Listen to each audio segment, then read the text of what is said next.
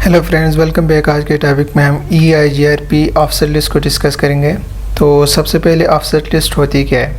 Offset list में की मदद से हम अपने नेटवर्क में मौजूद किसी भी ट्रैफिक को अपनी मर्ज़ी से डाइवर्ट कर सकते हैं। जैसे कि इस टोपोलॉजी को अगर हम एज एग्जांपल ले लें और अगर हम ये चाहें कि R1 का ये वाला नेटवर्क जो R2 के इस नेटवर्क के साथ कम्युनिकेट कर रहा है थ्रू इस पाथ, और अगर हम ये चाहते हैं कि R1 का ये वाला नेटवर्क R2 के इस नेटवर्क के साथ ये वाला पाथ फॉलो करे, R1 से R3 जाए, फिर R3 से R4 और फिर R4 से R2 की तरफ आए, तो यस हम ऑफसेट लिस्ट की मदद से इस ट्रैफिक को हम डाइवर्ट कर सकते हैं। तो ऑफसेट लिस्ट का मेन काम यही है कि वो ट्रैफिक को डाइवर्ट करती है एज़ पर हमारे जो नीड्स हैं उसके मुताबिक। तो चलिए आज का हमारा जो पहला टास्क है उसकी तरफ जाते हैं, और पहला टास्क है check routing table on R1 के इस राउटर के राउटिंग टेबल को हमने चेक करना है and confirm best available path to reach R4 network, और R4 के इस नेटवर्क तक पहुंचने के लिए बेस्ट अवेलेबल पाथ को हमने देखना है। तो इसके लिए राउटर 1 पे सबसे पहले चलते हैं, और अगर हम राउटर 1 के राउटिंग टेबल को देखें शो IP राउट करके,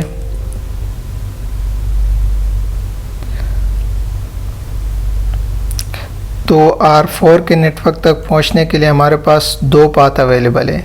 एक ये वाला पाथ है R1 R2 एंड R4, दूसरा है R1 R3 and then R4। और अगर हम ट्रेस रूट करें 214.14.14.1 को, तो यहाँ पर हमारे पास दोनों पाथ शो कर रहा है। ये वाला 222.22.22.2 और फिर यहाँ पर 19.19.19.2।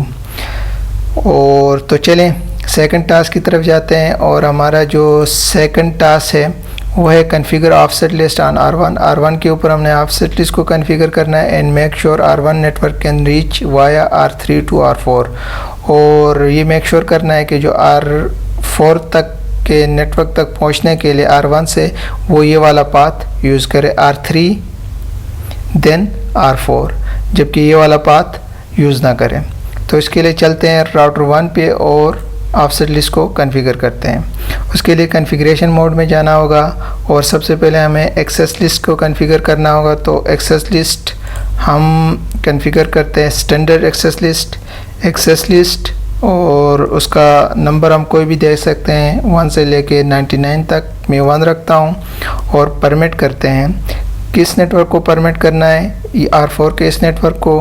तो पूरा का पूरा नेटवर्क हम परमिट कर सकते हैं, सबके सब को हम परमिट कर सकते हैं, और एक सिंगल होस्ट को भी हम परमिट कर सकते हैं। तो चलिए यहाँ पर हम सिंगल होस्ट को परमिट करते हैं, क्योंकि यहाँ पर वैसे भी एक ही लूप बैक है, तो जो है 214.14.14.1। और उसके बाद हमें जाना होगा राउटर EIGRP और इसका autonomous system number 1। Last lecture में हमने 1 दिया था जब हमने EIGRP कॉन्फ़िगर किया है, तो हम यहाँ पर भी 1 देते हैं, और इस ऑफसेट लिस्ट को हम अब यहाँ पे इम्प्लीमेंट करते हैं। और यहाँ पर जो एक्सेस लिस्ट का हमने नंबर दिया था 1, उसको मेंशन करते हैं। उसके बाद डायरेक्शन को हमने मेंशन करना है कि किस डायरेक्शन में इम्प्लीमेंट हो, तो हम कहते हैं इनबाउंड डायरेक्शन में हो, और फिर ऑफसेट लिस्ट का कोई भी नंबर हम दे सकते हैं 0 से लेकर ये लंबा सा एक डिजिट है यहाँ इनके बीच, तो हम 1 रखते हैं। और हमने ट्रैफिक को डाइवर्ट करना है इस डायरेक्शन में R1 से R3, तो हम इम्प्लीमेंट करते हैं फास्ट ईथरनेट 1/0 पे, और इसको एग्ज़िट करते हैं।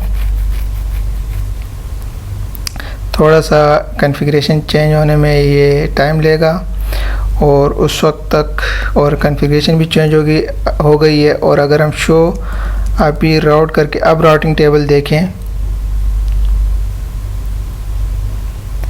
तो सिर्फ अब हमारे पास एक ही राउट R1 से R4 के इस नेटवर्क तक पहुंचने के लिए एक ही पाथ अवेलेबल है, जो है 214.14.14.1 वाया ये वाला पाथ आ रहा है। और अगर हम ट्रेस रूट करके देखें 214.14.14.1 को, तो अब ये हमारे पास ये ट्रेस रूट का रिज़ल्ट आ रहा है। ये सबसे पहले 222.22.22.2 या R3 के पास जा रहा है, और फिर R3 से ये होते हुए R4 का ये वाला जो इंटरफेस है 221.21.21.2, तो इस ये वाला पाथ अब फॉलो कर रहा है। तो गाइस आज का जो हमारा टॉपिक था EIGRP ऑफसेट लिस्ट के से रिलेटेड, उसको हमने डिस्कस भी किया और उसके जो टास्क थे उसको कॉन्फ़िगर भी किया। तो गाइस आज के लिए इतना ही, मिलते हैं न्यू लेक्चर में, तब तक के लिए इजाज़त दीजिए, अपना बहुत सारा ख्याल रखिए। अल्लाह हाफ़िज़।